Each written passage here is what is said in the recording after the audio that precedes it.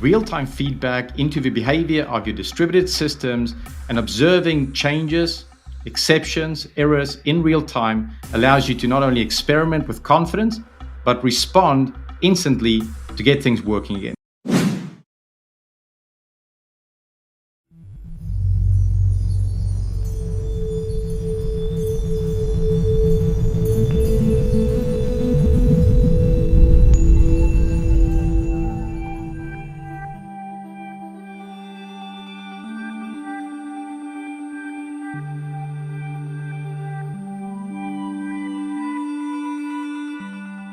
Hi there, folks. Thanks so much for taking your time today to join me to talk about my favorite topic, that's serverless application development. And I want to get into talking about what serverless development is and how it is changing the world for you as a developer today. For those that aren't aware, my name is Gareth McCumskey. I am a developer advocate and customer success engineer at Serverless Inc., the creators of the Serverless Framework. And I've been building serverless applications since around 2016 and joined Serverless back in 2019 to help the company assist users and customers with building serverless applications. So let's get into it. And we have quite a lot to discuss today, so forgive me if I go a little bit quickly at times. Thankfully, being in a video format, you can pause, rewind, slow it down, speed it up, even if you prefer. And to get us started, I really wanted to take a look at defining what serverless is, because there are a lot of people talking about what serverless is with different definitions and so on. So I thought let's start with that. Let's define what I mean by serverless so we're all kind of on the same page. And what we find today is traditionally your application that you're building ends up just being a collection of code. And there's this huge pile of code that you've got that makes your application what it is. And what serverless is about taking that existing application you have and breaking it up in a way to use the cloud services available to you in services such as AWS, Google Cloud, Azure, and so on. And this is not just about taking that nice big chunk of code you've got running on now and just picking it up and dropping it into Lambda. What this is about architecting your application to make the best use of the cloud services that are available to you. And this is what is often referred to as being cloud native. We're building our application to make use of the cloud services as opposed to building our application and happen to be using cloud services to make it run. So, you'd be building your app, something like this. This is a very simple example, obviously, but you've got your front end and your back end. Your back end is often defined with Express, where it's managing the routing for you. And you've got your front end with your HTML, JavaScript, and CSS. And it's all one big pile of code. You have a server somewhere that you're going to put that machine on. You have a web server application like an Nginx or an Apache that receives HTTP requests. And that application software will then format the incoming HTTP request in a way that Express and other frameworks can understand it. But what serverless development does is a bit different. So typically, what you'll find in serverless development is that you'll have a separation between a front end and a back end. This is also where Jamstack becomes really useful if you have a static front end. But there are ways as well to do dynamic backends. So typically in a serverless application, what you'll find on the front end side is in AWS, for example, and I'll be talking about AWS specifically because it's this cloud vendor that I'm the most familiar with. But you'll have a service like S3. S3 is a really great cloud service for storing files, including HTML, CSS, and JavaScript. And your front end is then expressed using those three technologies. JavaScript is then used to help make your site dynamic and query your backend. And in your front end, you'll probably want a CDN of some type. So AWS provides CloudFront to act as your CDN across the globe. And now you've got a front end making requests into a back end. So you need a way to receive HTTP requests for your back end. And this is often done in AWS with a service called API Gateway. Instead of having application software that is receiving incoming HTTP requests and formatting it for your code, API Gateway will actually expose endpoints that can receive those incoming requests. There's no server involved in that. And then using the pathing that's provided, automatically route that to the correct chunk of code for you. There's no code that you had to write to set up that routing. And that's where Lambda comes in. Lambda will be the code that you then execute when it receives the HTTP request formatted for the Lambda function. And then Lambda will obviously have to talk to a database of some type usually. And in the serverless world, especially in AWS, this is often done using DynamoDB as a database just because it's a fully managed data store. And this is the sort of rough, very basic macro overview of what a serverless application can look like. There's a lot more stuff that you can do and a bit nuanced, but those are the basics. So looking at this, there are a lot of advantages as well to building serverless applications, and I wanted to cover them. And if you've heard people talk about serverless, you've probably heard them mention these specific advantages. One of them being that there's no infrastructure management, especially if you're using services like S3, Lambda, API Gateway, and so on that are fully managed. There's no machines or CPUs or RAM or anything like that you need to worry about. But even if you add on services like RDS, which is the relational database service, or an Elasticsearch type service, while you still have to worry about the cluster sizes and so on, there is still nothing for you to maintain as far as application software updates, making sure about bugs and so on. This is really useful and it can be very time saving. And this time saving that you get from the reduction in infrastructure management means that you can spend more time building features and getting stuff done. Accelerated time to market means that your business is putting stuff in front of users faster and earning revenue sooner, which is often very important for a business. Another really great benefit is that with serverless development, often you only pay for what you actually use. Lambda doesn't cost you anything at 2 a.m. When there's no users on your site, unlike a server that's sitting around waiting for traffic to happen. You're still getting billed even when nothing is actually happening. So really, really useful for that. And traffic management is often built into these services as well. If you suddenly have a spike of users, there's often capacity in services like API Gateway and Lambda and so on to manage these bursts of traffic, and in the ability to automatically scale and to handle larger amounts of traffic as it starts coming in, which is really useful, something that you don't have to worry about now. But there's also other advantages to serverless, and that's really what my talk is going to be discussing in more detail today.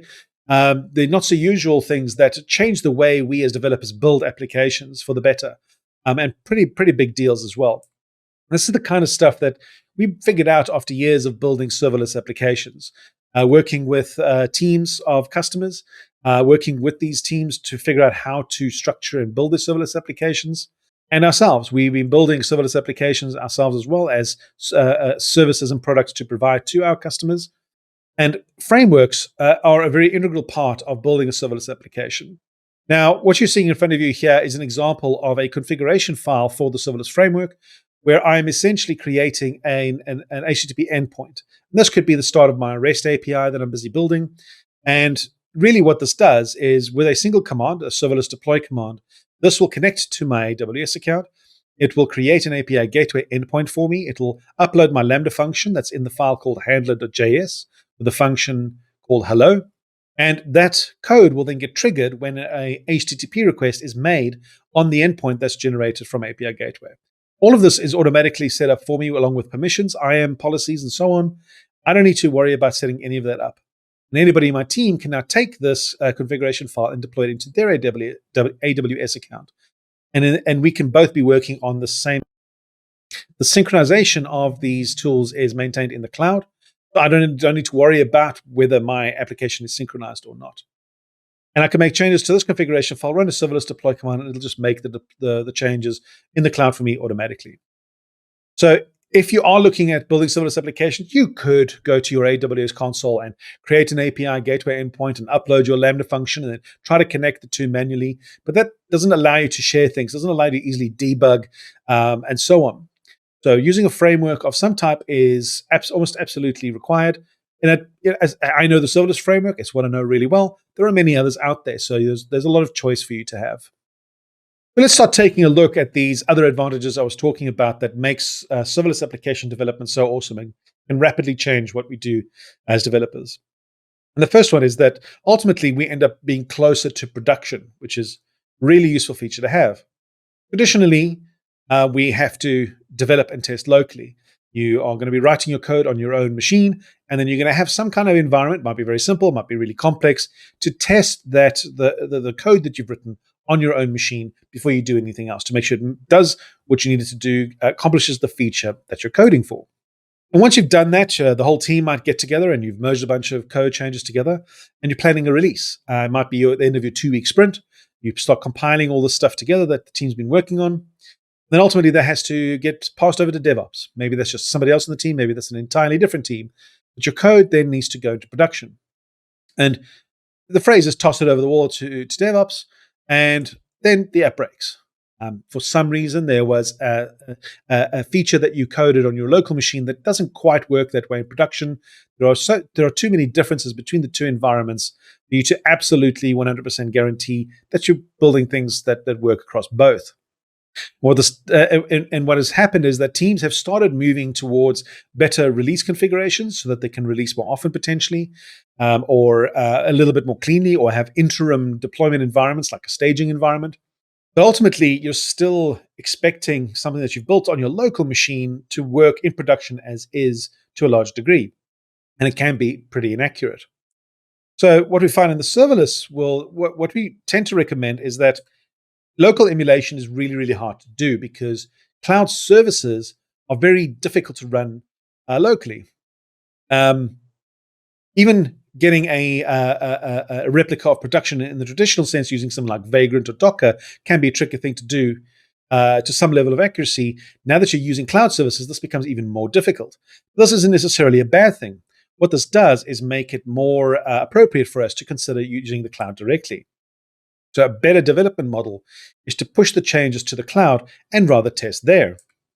Now, for some, this may seem like it might seem like you have a bit of a slow development cycle. You first make the changes, then you push it to the cloud, and then you test, and so on. But there are a lot of benefits to doing it directly in production instead of trying to test locally and then push into production later. Ultimately, you can very easily and quickly deploy into a replica of production that is exactly the same as production. You are essentially deploying into production when you develop and test directly in the cloud. So there is no difference between production and your local testing environment apart from configuration settings. There's no CPU difference. There's no hard drive difference. There's no library difference. Everything is pretty much exactly the same between your testing environment and your production environment, which reduces that difference massively. Not to mention, even if you could set up a local testing environment to some degree, there are a lot of things about the cloud that are just almost impossible to actually test locally. IAM is a service in AWS that manages permissions between services. It's very difficult to emulate that locally.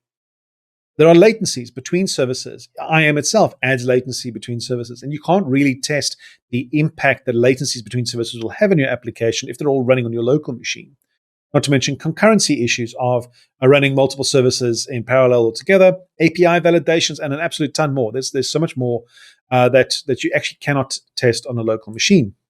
And in order to do this, this is where the advantage of frameworks comes in, is that the Serverless Framework, for example, provides a way for you to edit your Lambda function code and immediately deploy that into the cloud within seconds using the serverless deploy function command. At that point, you can then tail the logs in the cloud. You can run an invoke command to execute the code in the cloud, or use your curl command or whatever it is to actually execute the function. So you deploy within seconds, test, read the logs, continue to iterate and change, and make changes directly in the cloud. No difference with production. Really, really powerful. So I want to take one step back from that. One nice thing about building stuff in the cloud is that Lambda as a way to execute code is really forgiving of bad code. And you can, if you've been building stuff on servers in the traditional sense, you might have experienced the issue where you've written maybe a really bad for or while loop, and that code isn't optimal, and it starts having a massively negative impact on the performance of your application as a whole. It affects the entire application stack. All your users are affected. And this is because there are shared resources between threads. When you have a single execution, a single user executing your code, and it hits a bad for loop or any other type of code, it's going to bottle up CPU. It's going to affect all the other users that are happen to be on that machine at the same time and really negatively impact your entire application.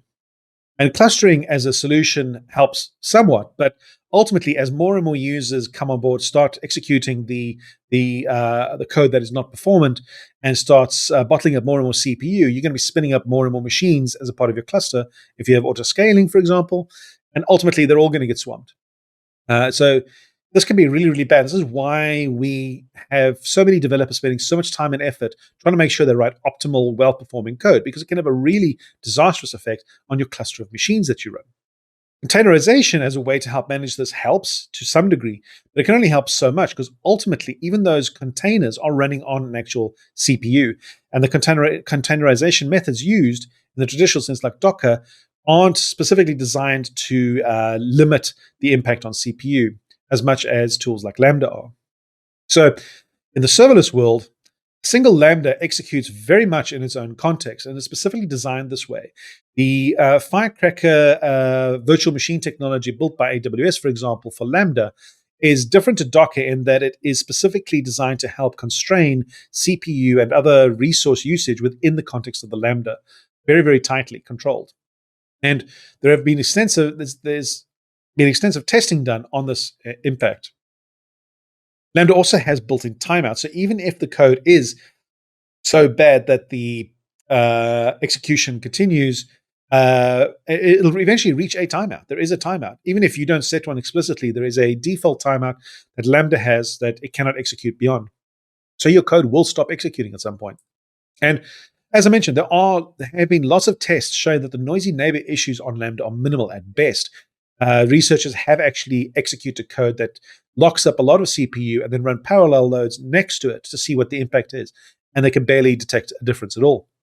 And this is where the ephemeral nature of Lambda is a savior. The problem with having these big clusters of servers is that often these machines are around for days, weeks at a time. And having something execute there means that the processing of non-performant code is going to be around for a long time. Lambda functions execute and either idle, waiting for the next time to execute, or are killed immediately anyway. So this is a really useful feature to help make sure that even if you write bad code, it's not going to have as much of an impact.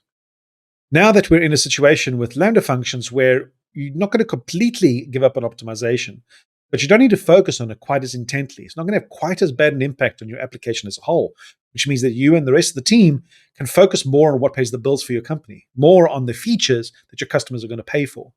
No, I've never met a single MD of a company that is going to be happy to hear that you need to spend 2 to 4 weeks on optimizing code. Instead, they want to hear you talk about features that you can push, that you can help drive revenue. Now, in the beginning of the talk, I mentioned the idea that building serverless applications helps reduce the amount of code you generate, because you are switching from describing everything in code to using the cloud services to replace some of that code for you. And this has the knock-on benefit that just by having less code, you're ultimately going to produce less errors. So if we have a web application in the traditional sense, we need to perform all of the processing of the HTTP request in code. All of it happens in code. Even if that code is a framework that you might use, it's still code that we need to worry about, manage, and maintain. The routing in the past is stuff that we need to write. Our own authentication, even if it is a library that we happen to use, we still need to implement. We still need to manage it, maintain its versioning.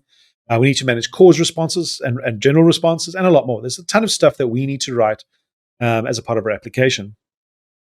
All of this means that there's a lot more code, and a lot more code isn't necessarily a good thing. The single largest causes of failures in platforms is code written by developers. When you have a bug, it's usually not the framework that you installed 3 weeks ago. It's the chunk of code that was released last week. And this is the single biggest cause of failures. And this is where, it's no wonder then that low code or no code solutions have been getting so popular recently, like Lambda. So if we look at serverless, the interesting thing here is that we can replace pathing, for example, and HTTP request management with API Gateway. API Gateway can kind of handle a lot of the stuff for us. Just take that completely out of our hands. There's no framework to manage. There's no libraries to maintain. There's no configuration. Once you've got the API Gateway set up, that's it. It's done. Everything else is being managed by the team at AWS for you. DynamoDB simplifies database interactions because instead of having this very large, complex relational database where you've designed the schema up front and now you need to write complex, sometimes hard to manage and error-prone SQL queries to, DynamoDB is completely managed for you, and you design your database structure based on the data that you need to retrieve. So the design of your database is based on your query patterns, not your query patterns need to be designed to the structure of the database, which makes things far less error prone and means that everything is decided up front more. And if you ever had to build a system that has to interact with the file system, that's often an incredibly scary prospect because working on a file system can potentially cause massive performance issues. However, with the serverless world, with S3 is essentially a replacement for a file system. S3 is specifically designed to be a highly performant way to store files and retrieve files in the cloud, and it absolutely excels at that job. So using S3 will take a lot of load off of you having to worry about these file system interactions. You can just use the SDK provided by AWS to send files to S3 and retrieve files from S3, and it absolutely kills at that job.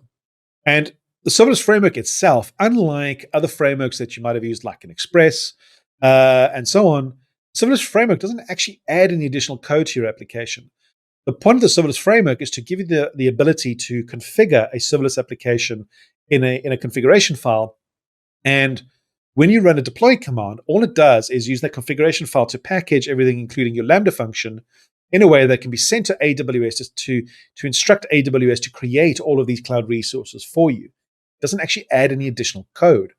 And that's also pretty killer. The serverless framework version isn't as integral in managing the deployment to AWS. Only if you want to use new features in AWS might you need to upgrade the serverless framework. But it doesn't actually change the code that is sent into the cloud. So what you write is what is in Lambda. Now, with all of this together as well, now that we're using a framework to deploy, now we are writing less code. And we have the ability to very easily make deployments. This means continuous delivery suddenly becomes a lot easier to do. And this is a practice we found very useful at serverless as well, in that we can constantly be pushing out new features as soon as developers finish building them. And some of the team have spent some time validating the work. Instead of waiting for big bang releases, you can push a code out very, very quickly. And this is what we did in the good old days. We would put these releases together and toss it over the wall at the DevOps team. And this creates that friction between the infrastructure teams and the developers. Now, I keep throwing code at the infrastructure team to put into production. It keeps breaking. They fight with me. We fight with them. It's not a great situation to be in, and leads to these big bang releases collected over 2 to 4 weeks or even longer that suddenly have enormous amounts of changes to deploy, when a better approach would be to push changes as they're made piece by piece at a time. And this is what's recently started happening even in the more traditional development sense, where teams are trying to structure themselves in a way where as teams finish features, they try to deploy them immediately into production instead of waiting around for these big release cadences to come. But it's a little tricky to do. In the traditional sense, the infrastructure around these applications tends to be slow and time-consuming to update. So if you're making changes to a relational database, that often requires downtime. You're going to have to tell users to stop using the system or turn it off so that you can update that relational database. Even EC2 instances, changing the structure of the way EC2 instances work because of the code you're deploying, have massive impact on the uptime and downtime of your system. And it's not great to keep taking your system down because developers want to push code really quickly. So difficult to balance. But in the serverless world, infrastructure that is needed is actually a part of the service itself. It's not something over there that the developer sends code to. It's a part of the app itself. It's integral to the actual service that you're building. What this means is that when you're busy making changes, you can immediately push them to production with a single command. Now, you might go through a process of validation with a sort of staging environment where some of the team can look at what you've done and run some tests. But ultimately, sending stuff to production is a case of running a command, and those changes are immediately deployed. You can also merge changes immediately to GitHub. You can create pull requests and merge this into a GitHub repo for a CI/CD tool. And with the advent these days of microservices being a preferred architectural pattern in a lot of situations, serverless as an architectural pattern is very well suited to microservices. And this means that you can now build a collection of small services for your entire application. These small services decrease the surface area of each individual service that you might run a deploy command on, which makes it even easier to do this continuous deployment of changes over time. And if these little deployments over time are so much easier to do. Automation with something like CI/CD becomes incredibly simple. You really just keep running a deploy command in your CI/CD tool on the services as changes are pushed into a repo like GitHub, for example. So thanks so much. Those are the big ones that I wanted to talk about. How serverless is improving things and changing the world for developers massively. I am looking forward to answering the questions you might have. I'll be in the Discord to take a look and answer anything that I can find. Thank you so much.